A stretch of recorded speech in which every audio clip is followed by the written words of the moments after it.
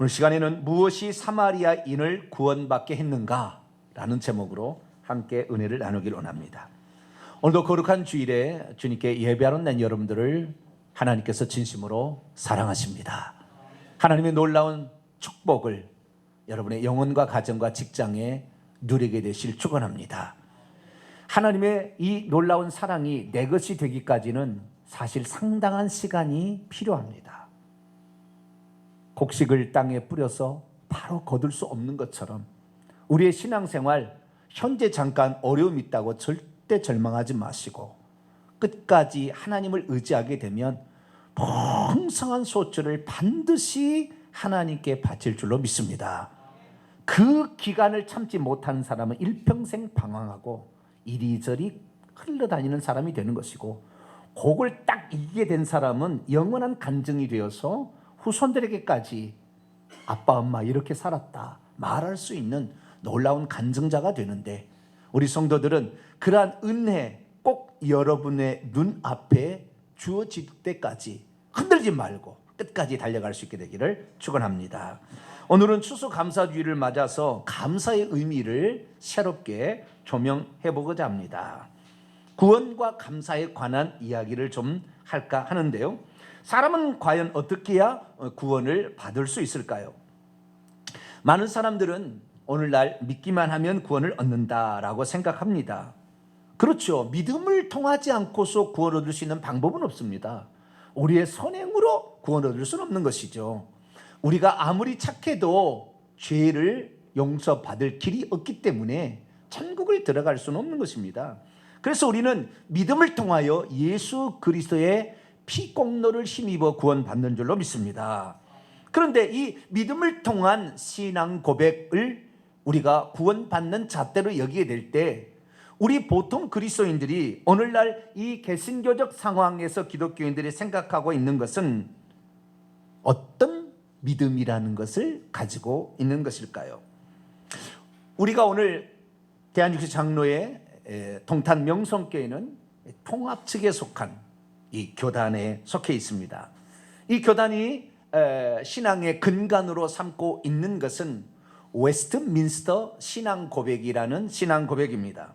1643년에서 1647년까지 약 5년 동안 영국의 웨스트민스터에서 개최된 회의를 통하여 제정된 전문 33장의 장로교 신앙 고백을 우리가 받아들여서 이걸 근간으로 우리 총합적 신앙 고백도 나오게 된 겁니다. 그런데 여기에 믿음과 구원에 관한 상관관계를 이렇게 정의하고 있습니다. 이것이 교리인 거예요. 정의하고 있습니다. 뭐라고 정의하고 있느냐? 제14장입니다. 구원에 이르게 하는 믿음에 관하여. 첫째, 믿음의 은사는 그들의 마음속에서 활동하시는 그리스도 영 성령의 역사다. 그렇습니다. 이 믿음은 성령께서 우리에게 찾아오셔서 죄를 깨닫게 하시고, 그리고 예수님이 누구시며 무슨 일을 하셨는지를 우리에게 가르쳐 주기 때문에 우리가 그 성령의 활동으로 믿음을 갖게 됩니다. 여기까지는 별 문제가 없습니다. 그런데 그 다음이 문제입니다. 오늘날 우리가 믿음이라는 것이 무엇이냐라는 것을 얘기했을 때 그 믿음의 과도한 적용이 어디에서 나왔느냐? 이 다음의 구절을 잘 보세요. 그것 성령의 역사로 말미암아 선택함을 받은 사람들은 자기들의 영혼이 구원에 이르도록 믿을 수 있게 된다. 여기부터 약간의 이상함이 발견되기 시작합니다. 왜냐하면 성령의 역사로 선택함을 받은 사람이 믿음도 갖게 되어 하나님이 주신 믿음으로 구원에 이르게 된다, 이렇게 정의하기 때문이죠. 여러분, 예수님이 뭐라고 말씀하셨습니까? 청함을 받은 자는 많으나 택함을 받은 자는 적다고 그랬잖아요. 그러니까 신앙생활은 초청으로 시작되어서 마지막 끝이 선택으로 끝나는 것입니다. 그런데 여기서는 믿을 수 있게 되는 신앙의 시작을 성령의 선택에 이미 되어버린 것으로 얘기를 하고 있고, 꼭 예정론처럼 얘기를 하고 있고, 그 하나님이 믿음도 주셔야 그 믿음을 갖고 구원에 이르는 것처럼 표현이 됐다 그 말이에요. 그러니 이 교리를 듣고 이 메시지를 들은 사람들은 어떻게 생각하느냐? 우리가 열심히 수고한다고 해서 노력한다고 해서 믿음 가질 수 있는 게 아니구나. 성령께서 우리에게 믿음을 그냥 주셔야, 집어넣어 주셔야 우리가 믿음을 갖게 되는 거라고 생각하게 되는 거예요. 그러나 그거 아닙니다. 오늘 우리가 살펴보게 될 거예요. 그거 아니에요. 성령의 역사하심으로 우리가 믿음을 갖게 된다는 것은 맞습니다. 그러나 성령께서 그 주시는 그 믿음이 우리가 전혀 가질 수 없고 하나님께서 전적으로 집어넣어줘야 되는 게 아닙니다. 하나님의 역사하심에 대한 우리의 반응이 믿음인 것이죠. 할렐루야. 그래서 약간 다른 의미가 포함되어 있습니다. 그래서 오늘날 많은 사람들이 하나님이 믿음도 주셔야 되고 회개도 주셔야 우리가 믿음도 갖고 회개도 한다라는 것은 바로 이러한 문구에서 자의적인 해석이 확대되어서 나오는 것이죠. 뿐만 아니라 세 번째 조항에도 이렇게 되어 있습니다. 이 신앙은 약할 때도 있고 강할 때도 있다. 그렇죠. 사람의 신앙이 항상 좋지만은 않습니다. 삶의 환경이 너무 어려워지면 교회 나가기도 싫어요. 그러는 거예요. 부부싸움 하는데 할렐루야가 안 나오는 거죠. 어려운 것입니다. 때로는 여러 가지 모양으로 공격을 당하여 약해져, 사탄 마귀 귀신이 우리를 노리기 때문에, 택하신 자도 노리기 때문에 우리의 믿음을 흩트기 위해서 환난을 줄 때 흔들릴 수도 있다 그 말이에요. 맞아요. 그런데 그 다음이 문제입니다. 그러나 승리를 얻는다. 그러나 여기 중간에 빠졌어요. 그러나 하나님 앞에 회개하고 하나님을 부지런히 찾고 그 환난 핍박 속에서도 견뎌내어야 결국에 승리를 얻는다, 이렇게 돼야 되는데 그냥 그러나 승리를 얻는다. 그러니까 승리는 우리의 것이다. 우리가 아무런 노력을 하지 않아도 승리는 우리에게 다가온다. 한 번 구원은 영원한 구원이고 한 번 그 사람이 선택해서 구원을 안으로 초청했으면 반드시 구원을 받게 된다는 식으로 해석을 하게 된다 그 말이에요.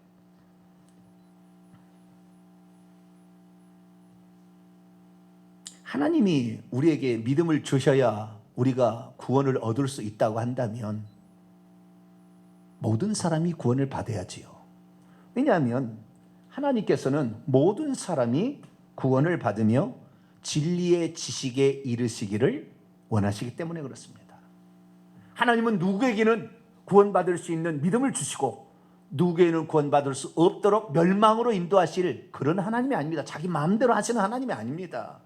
하나님은 모든 사람이 다 구원을 받기를 원하나 우리가 하나님이 베푸시고 행하신 위대한 일을 어떻게 반응하느냐에 따라서 구원이 우리에게 있고 없고의 차이인 것이지, 하나님이 제한된 것으로 하나님이 당신 마음대로 주권적으로 어쩌면 조폭같이 나는 내가 내 마음대로 한다, 이게 아니라는 거예요. 하나님은 모든 사람이 구원을 받기를 원하시기 때문에 모든 사람이 구원을 받아야 하지만 현실은 어떻습니까? 오늘날의 세상의 95% 사람은 지옥 가고 있습니다. 예수 믿는 사람도 90%가 지옥을 간다는 말이 있어요. 다 구원을 받는 것이 아닙니다. 그러면 하나님의 능력이 부족해서 사람이 구원받지 못하고 있습니까? 하나님께서 아예 처음부터 지옥 보내려고 작정을 하고 이 땅에 보내서 지옥 가는 것입니까? 하나님은 지옥 보내는 것이 그게 좋습니까? 아예 태어나지 말게 하지. 지옥 보내려면 이 땅에 태어나게 해서 지옥까지 보내야 직성이 풀리는 하나님입니까? 그런 하나님은, 이 칼빈주의적 이 하나님은 하나님이 아니에요. 그런 무지막지한 조폭 같은 하나님, 미리 정해놓고 그대로 이루어가시는 하나님, 그거 아닙니다. 우리의 선택권이 있기 때문에 마지막 날 우리를 심판할 수 있는 거예요. 왜? 너에게 이 기회를 줬는데 너가 그를 선택하지 않았다라는 것 때문에 심판이 가능한 거예요. 당신이 정해놓고 어떻게 당신이 심판합니까?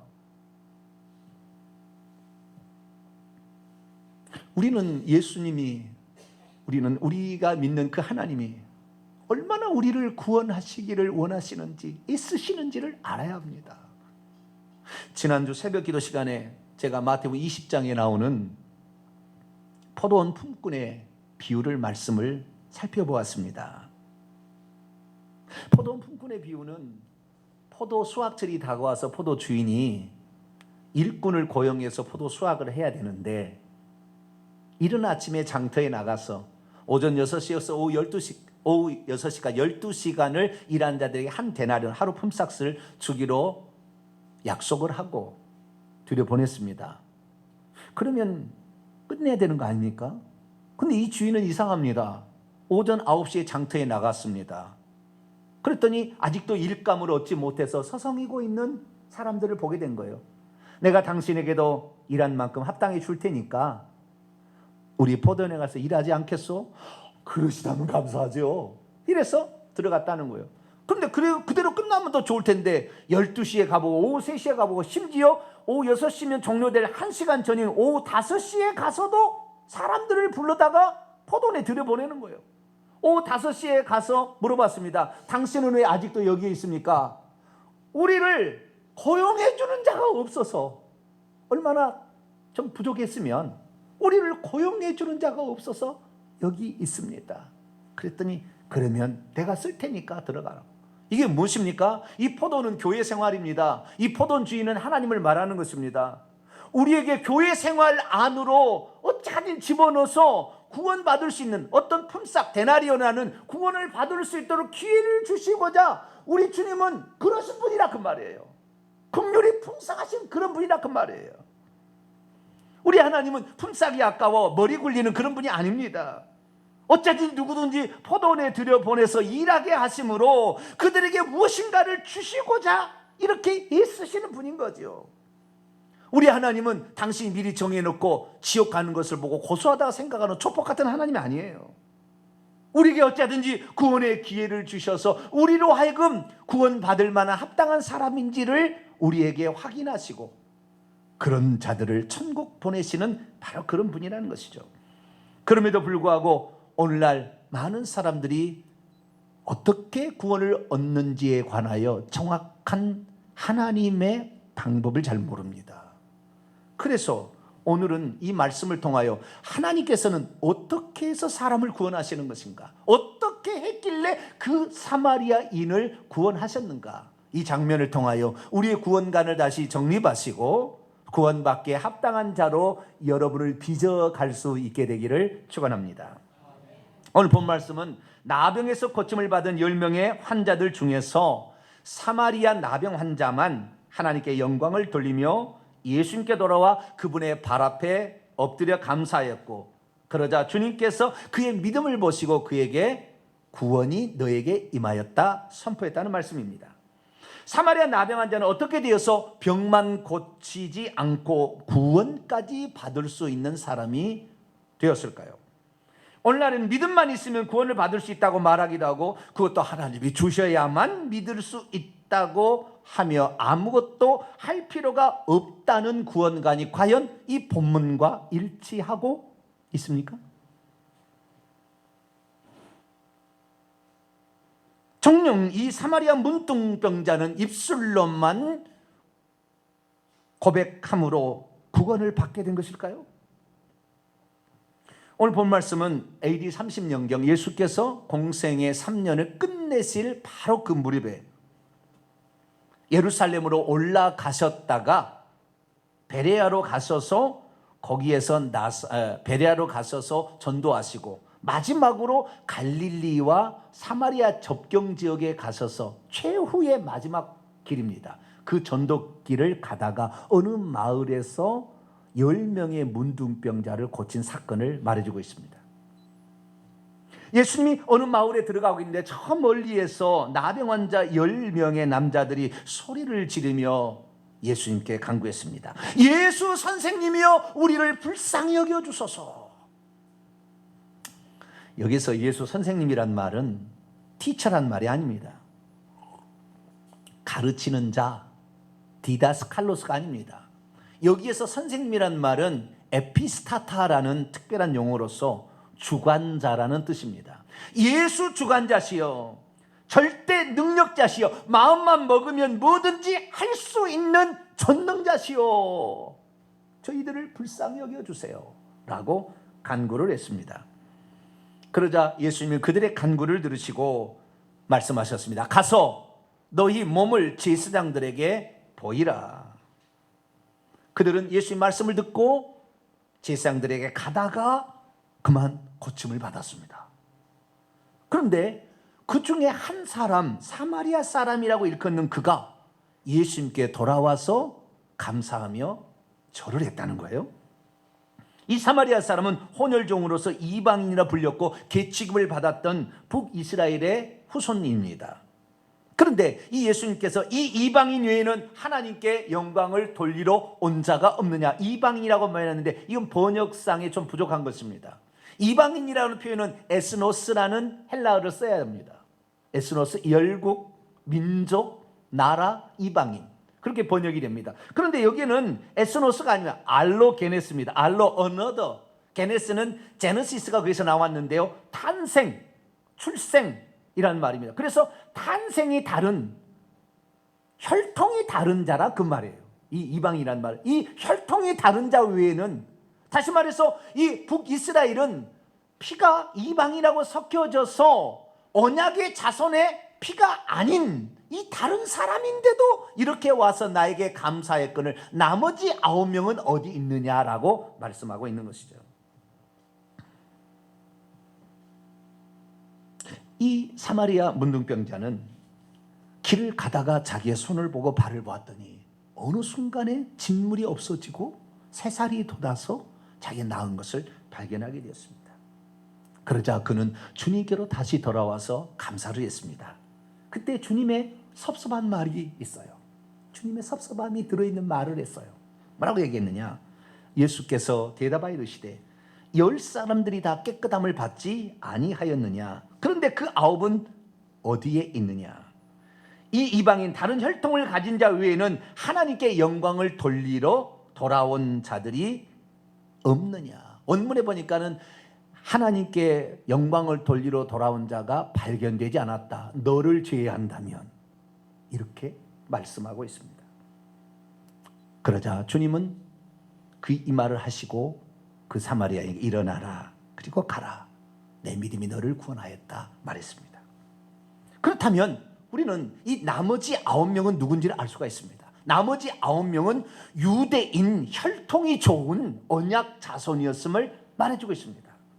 나머지 유대인 9명의 나병 환자는 예수님께 감사로 나오지 않았다는 것입니다. 그들도 분명 똑같이 치유를 받았건만 자신을 치료해 주신 그분께 나오지 않았다는 거예요. 믿음이 없으면 불치의 병에서 고침을 받았어도 예수님께 나오지 않습니다. 믿음이 없으면 불치의 병에서 고침을 받았어도 감사하지 않습니다. 믿음이 없으면 육신의 질병에서 나았다는 것으로 만족하고 거기에서 끝내버립니다. 믿음이 없으면 하나님의 행하신 위대한 일을 경험했음에도 불구하고 하나님께 반응하지 않습니다. 믿음이 없으면 자신이 하나님이 행하신 고마운 일을 경험하고도 모른 채 해버립니다. 믿음이 없으면 질병의 치료를 통하여 그를 향한 하나님의 계획이 더 있음에도 불구하고 그 계획이 있음을 전혀 발견하지 못하게 됩니다. 그러면 우리는 어떻게 해야 되겠습니까? 우리는 감사함으로 하나님께서 우리에게 행하신 위대한 일에 관하여 반응할 수 있는 성도들이 되기를 축원합니다. 최소한 그분께 감사할 줄 아는 이러한 성도들이 될 수 있기를 축원합니다. 사실 이 치유 사건은 예수님의 전능성이 나타난 사건이에요. 예수님이 안수한 것도 아니고 무슨 진흙을 이것을 바른 것도 아닙니다. 멀리 서서 가서 세상에 보이라 말씀 한마디로 병자를 고친 거예요. 여러분, 오늘날의 나병 환자, 문둥병자가 낫다는 얘기 들어봤습니까? 오늘날같이 현대의학이 발달해서 못 고칠 병이 없다고 말하는 지금의 시대에 살고 있는데도 나병 환자가 낫다는 얘기 들어봤습니까? 못 낫는 거예요. 이것은 불가능한 것입니다. 그런데 이 주님께서 단지 말씀 한마디 했는데 그 말씀에 의해서 병이 나았다니 말도 안 되는 일이 벌어진 거예요. 그때 그 10명이 그 말도 안 되는 그 기적을 체험했는데 한 명만 돌아와서 예수님께 살해했다라고 말하고 있다는 것입니다. 그런데 우리가 이 본문 가운데 중요하게 여기게 될 것은 19절의 말씀입니다. 19절 여러분 성경책입니다. 19절 같이 한번 읽어볼까요? 시작. 그에게 이르시되 일어나 가라 내 믿음이 너를 구원하였느니라 하시더라. 아멘. 잘 보셔야 돼요. 자, 우리가 그동안의 믿음은 오직 믿음은 하나님이 하신 일을 그냥 믿는 것으로 끝난다 이렇게 돼 있는데 지금 내 믿음이 너를 구원했다고 선포하고 있는 사마리아인은 주님께서 행하신 일에 반응까지 함으로 그 믿음이 너를 구원했다는 더 큰 축복으로 나아가고 있다는 걸 보게 됩니다. 좁게 표현하자면 너 믿음은 단지 네가 믿는 것이 아니라 그 믿음에 따른 하나님의 혜택이 너에게 주어지게 될 때에 그것을 반응한 것까지 포함하는 거다 그 말이에요. 단지 머리로 생각하는 입술로 고백하는 게 아니라 그 하나님이 우리를 위해서 행하신 일에 어떤 반응을 하는 것까지 포함한 그 믿음이 있을 때에 단지 육체의 질병에서 끝나지 아니하고 영원히 구원받는 그 다음 단계까지 이르게 된다는 것을 말씀하고 있다는 것입니다. 여기서 믿음은 그래서 행동하는 믿음이요, 반응하는 믿음입니다. 하나님께서 우리에게 위대한 일을 행하셨을 때 우리가 만약에 아무런 반응이 없다고 한다면 그 사람의 믿음은 자신을 구원하려는 믿음이 아니다, 그걸 말씀하고 있습니다. 그러면 이 사마리아 나병 환자는 어떻게 구원을 받게 됐을까요? 가장 근본은 우리 주님 때문입니다. 우리 주님께서 그 자리에 오셨기 때문입니다. 사실 예수님께서요, 베레아 사역을 끝내시고 예루살렘으로 가시던 길에 베다니에 들리셔서 나사로를 살리셨습니다. 그러나 이 유대인의 반응이 엄청 지금 악화됐다는 사실을 알고 다시 사마리아로 가셨는데, 사마리아로 더 올라가셔서 갈릴리 사이까지, 그 경계선까지 갔습니다. 왜 가셨을까요? 오늘도 구원받아야 될 문둥병에 걸려서 도저히 스스로는 나을 수 없는 사람들이 거기에 있었기 때문에, 하나님이 우리에게 오시지 않음, 우리가 아직 죄인 됐을 때 그분이 우리를 위해서 이 땅에 구원자로 오시지 않는다면 절대 우리가 구원을 받을 수 없기 때문에 하나님이 먼저 우리를 사랑하사 우리를 찾아오신 줄로 믿습니다. 그래서 우리의 구원은 우리의 무슨 선행으로 구원받는 게 아니에요.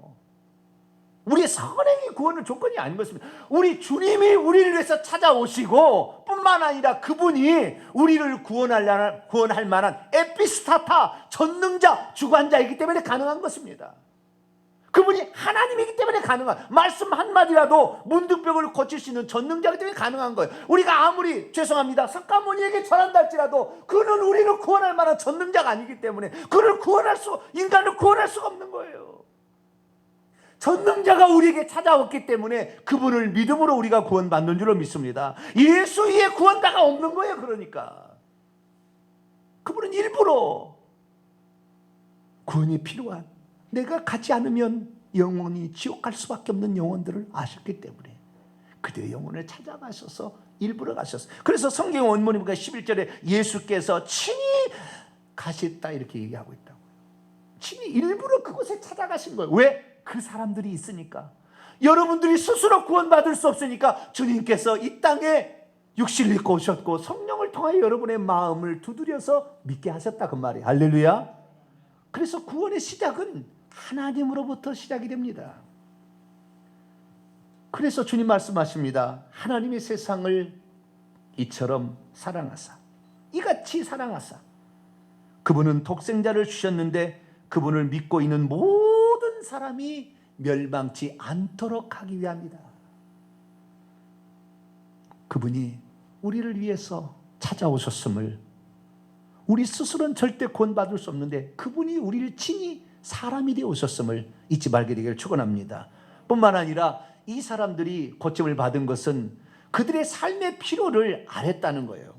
예수 주관자시요, 말씀하시면 다 이룰 수 있는 전능자시요, 우리를 제발 불쌍히 여겨주시고 우리에게 자비를 베풀어 주시고 요청했다는 거예요.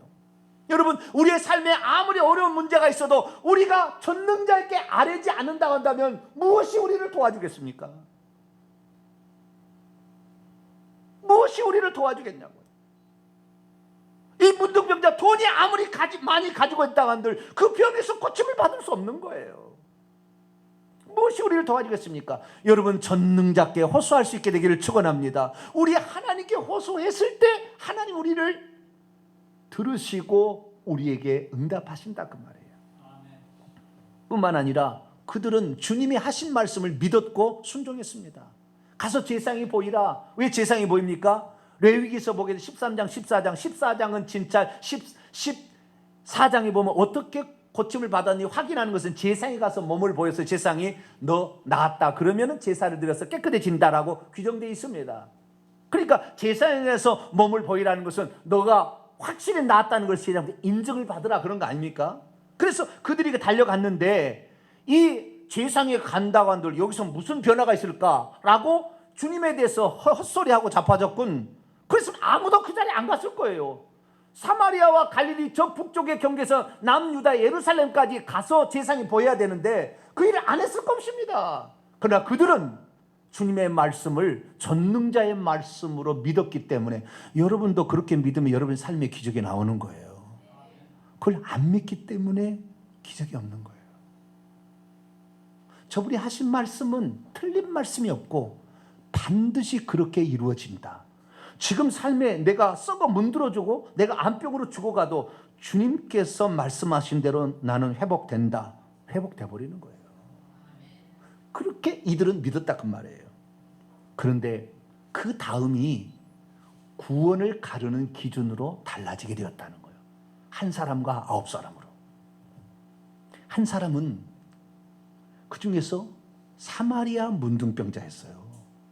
나머지 9명은 유대인 문둥병자였습니다. 그런데 이 사마리아 나병 환자는 가면서 고침받았을 때의 반응이 달랐다는 거예요. 여기에서 내 믿음이 너를 구원하였다 라고 얘기하므로 구원으로 가는 자와 육신의 질병으로 고침받은 게 끝날 자가 결정이 되는 거예요. 여기까지는 다 믿음으로 예수님을 누구라고 고백하고 주관자라고 고백함으로 어쩌면 기적을 체험할 수도 있어요. 그런데 그의 영혼이 천국 갈 수 있는 믿음으로 갈 수 있는 그 단계는 그 사마리아인이 보여준 모습 속에서 우리가 발견할 수가 있습니다. 이 사마리아 나병 환자는 어떻게 했습니까? 첫째는 자기가 나은 것을 보고 큰 소리로 하나님께 영광을 돌렸다고 하면 오 하나님 감사합니다. 큰 소리로 하나님께 영광을 돌렸어요. 그리고 뒤돌았어요. 되돌이켜서 어떻게 해요? 예수님을 찾아갔습니다. 나를 고쳐주신 그분 앞에 내가 할 수 있는 게 뭐냐? 최소한 내가 그분 앞에 할 수 있는 것은 해봐야 되겠다 생각하고 그는 돌이켰어요. 그리고 예수님의 발 앞에 엎드렸어요. 원문을 보니까요, 예수님의 발 앞에 얼굴을 대고 엎드렸다고 돼 있어요. 근데 영어의 표현은 더 재밌습니다. He threw himself. 그는 그 자신을 던졌다. At Jesus' feet. 예수의 발 앞에. 자신의 몸을 예수의 발 앞에 던졌다. 참 영어 표현도 재밌는 것 같아요. 네? 엎드렸다 그렇게 하지 아니하고 예수의 발 앞에 자신의 몸을 던졌대요. 그러니까 이 예수님의 그 발 앞에 자기가 할 수 있는 것을 그러면 그분을 경배했다 그 말이잖아요. 그분을 경배했다 그 말이에요. 그리고 연신 감사합니다 라고 감사를 표현했다는 것입니다. 여러분 누가 영혼의 구원을 받습니까? 육신의 질병을 믿음으로 예수님에 대한 신앙 고백의 믿음으로 구원을 받는 자가 육신의 질병에서 구원을 받는 자가 영혼의 구원을 받습니까? 나머지 9명도 예수님을 전능자로 주관자로 시인했고 병들까지 치유를 받는 우리의 그런 믿음이 과연 있습니까? 내 병이 고칠 수 없는 질병인데 하나님을 진정 의지해서 고침을 받은 사람이 있습니까? 우리 중에도 이만한 믿음이 없어요 사실. 그런데 그런 믿음을 가진 자도 구원을 못 받았다 그 말이에요. 주님 말씀은 어떤 자? 주님이 자기를 위해서 행하신 일에 관하여 반응하고 있는 자가 구원을 받았다고 예수님은 선언하고 있는 것입니다. 오늘날 수많은 사람들이 예수님을 누구라고 고백하고 그래서 자신의 삶의 어려운 문제를 고침을 받습니다. 그러나 거기에서 끝납니다. 그러나 이 나병 환자는 거기서 끝내서는 안 된다는 것을 스스로 알았어요. 내가 어디 간들 이 병에서 고침을 받을 수 있는가? 불가능하지만 저 전능하신 저분 때문에 만났으니 최소한 내가 제사장에 가기 전에 당신과 먼저 살해하고 가야 되겠다. 이 마음으로 예수님께 돌아왔다는 것입니다. 여러분, 간 만큼 예수님은 다른 길로 갔을 거예요. 이 문둥병자가 다시 와서 그 자리에 갔을 때 예수님 거기 없었을 겁니다. 사람들에게 물어봤을 겁니다. 어느 날 물어봐서 갔는데 거기서 모른다고 했을 때 절망해서 털썩 주저앉았을지도 모릅니다. 그러나 포기하지 않았습니다. 나를 고쳐주신 그분에게 내가 최소한 예의는 내가 지켜야지. 내가 여기서 말 수는 없지. 그분이 나를 위해서 엄청난 일을 하셨는데 라고 생각하고 그는 다시 일어나 또 사람들을 찾고 물어서 예수님이 가신 곳까지 찾아가서 그 앞에 엎드려 감사를 했다는 것이죠. 사랑하는 성도 여러분, 구원 얻는 믿음이란 단지 머릿속에서 맴도는 얄팍한 그런 믿음이 아닙니다. 행동으로 표현되어지는 하나님이 우리를 위해서 행하신 일을 들었고 그것을 경험했을 때 주여 최소한 어떤 감사라도 어떤 표현하는 양식이 나타났을 때 비로소 그 사람을 하나님께서는 구원받을 사람이라고 인정해 주신다는 것을 알게 되기를 축원합니다. 오늘 예수님이 누군지를 알았습니까? 그리고 그분을 의지하고 있습니까? 기도 안 하는 사람은 더 교만한 사람이에요. 왜? 자기 하나님 없이도 살 사람이니까. 여러분, 기도할 때 기도 나오셔야 돼요. 그래서 그 기도를 통하여 하나님을 경험했다 할지라도 그 믿음은 반쪽짜리 믿음인 거예요. 왜? 그의 영혼이 구원받으려면 그 다음에 주님에 대한 최소한의 그분이 나를 위해서 행하신 일에 대한 보답이 있어야 된다는 것이죠. 구원이란 하나님께서 베푸신 그 은혜를 알고 그것에 반응하는 것입니다. 감사란 하나님께서 베푸는 은혜에 반응함으로 믿음도 인정받고 구원에 이르게 하는 도구인 것입니다. 자신의 영혼을 구원에 이르게 하는 그 믿음이란 하나님이 나를 위해서 행하신 일에 대한 표현을 하기 시작할 때 비로소 완성되어지는 것입니다. 결국 이 나병 환자는 육신의 질병만 고침받은 것이 아니라 영혼의 구원에 이르는 놀라운 축복을 받게 되었습니다. 오늘날 사실 세상의 10분의 9의 사람들은 하나님께서 자기에게 행하신 일에 대하여 반응하지 않습니다. 하나님이 우리를 구원하기 위하여 죽을 수 없는 그분이 전능자가 피조물이 되어 오셨다는 것을 부인해버립니다. 사람들이 그 예수님이 그렇게 오셨다는 것을 몰라볼까 봐 350가지 이상의 예언을 통하여 이 예언이 완성되면 내가 구원자를 보내준 거라고 미리 다 수천 년부터 예언했던 것이 있었음에도 불구하고 하나님이 우리를 구원하러 오신 그 육신을 입고 오신 하나님 예수님을 부인하고 있습니다. 뿐만 아니라 우리 예수 그리스도를 믿는 사람은 그분이 우리를 위해서 누구라는 것을 신앙 고백합니다. 그래서 삶에 하나님의 은총을 받고 있습니다. 그러나 그걸 감사치 않고 있습니다.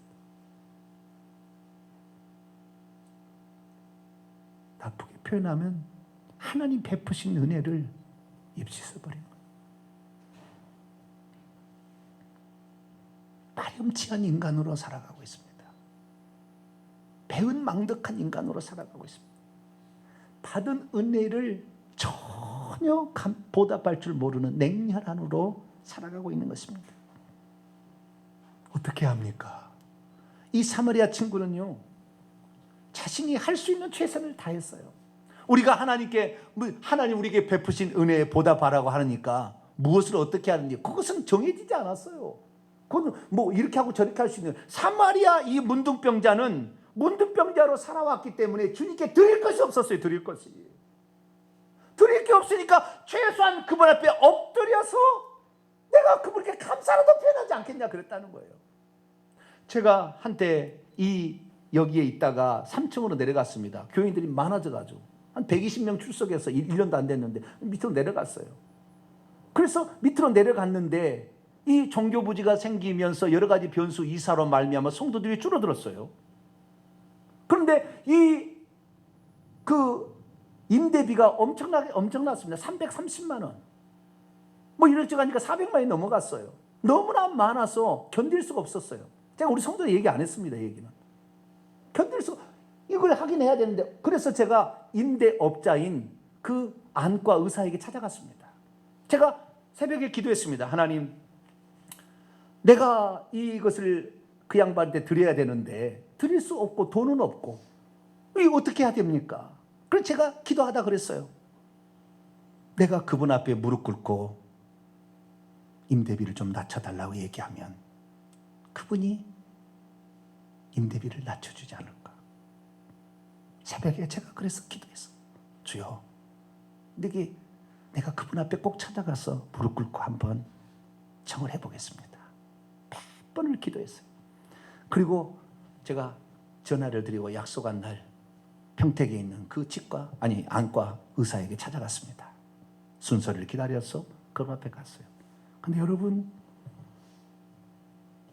사람 앞에 무릎 꿇는 것도 힘듭니다. 제가 해보려고 하니까 무릎이 안 꿇어져요. 무릎이 안 꿇어져요. 근데 이 사람은 예수의 발 앞에 엎드렸어요.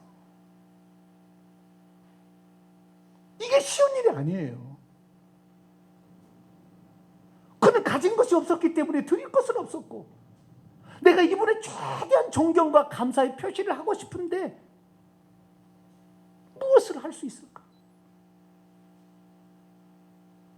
그는 자신이 할 수 있는 최대한의 경의를 이 예수 앞에 표현한 것입니다. 누가복음 19장에 보면 삭개오가 나오는데, 삭개오는 돈을 목적으로 살았는데 그는 하나님 앞에 이 모든 것들을 가난한 자에게 주며 자신의 물질 추구의 모든 것을 내려놓았습니다. 어떤 사람은 자기를 위해 십자가에 죽으신 주님을 위해 자신의 인생을 바치는 자도 있습니다. 어떤 사람은 그분이 하신 일을 전하기 위하여 자신의 노력과 힘을 통해 얻은 물질과 시간을 하나님께 고스란히 바치며 사는 자도 있습니다. 오늘은 수수감사주일입니다. 우리가 이 곡식과 과일과 이 모든 것 예물까지 담아서 하나님께 오늘 드리는 날입니다. 우리가 일평생 우리가 하나님께 감사해야 될 것인데, 우리가 어느 날을 정해서 우리가 감사를 하는데, 과연 우리는 이 사마리아 문둥병자처럼 내가 할 수 있는 최대한의 것을 하나님께 표현하고 있습니까?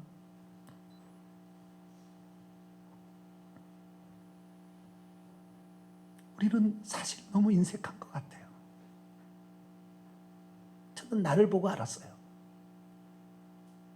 내가 그분 앞에 가서 무릎 꿇으려고 그렇게 기도를 했는데 무릎이 꿇어지지를 않아요. 땅바닥에 주저앉지 못하는 거. 내가 그런 사람이구나. 물론 그분이 긍휼을 베풀어서 임대비를 낮춰줘서 근간이 이어갔지만,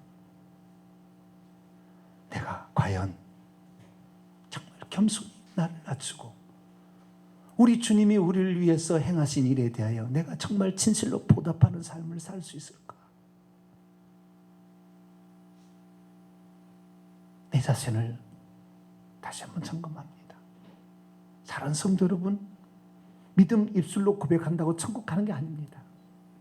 그분이 행하신 일에 대하여 우리가 뭔가를 반응하기 시작할 때 거기에 주님의 구원의 선포가 있는 줄 알고 그분께 그 은혜에 보답하며 살아가는 저와 여러분 되시기를 간절히 바랍니다. 거룩하신 하나님, 우리 자신이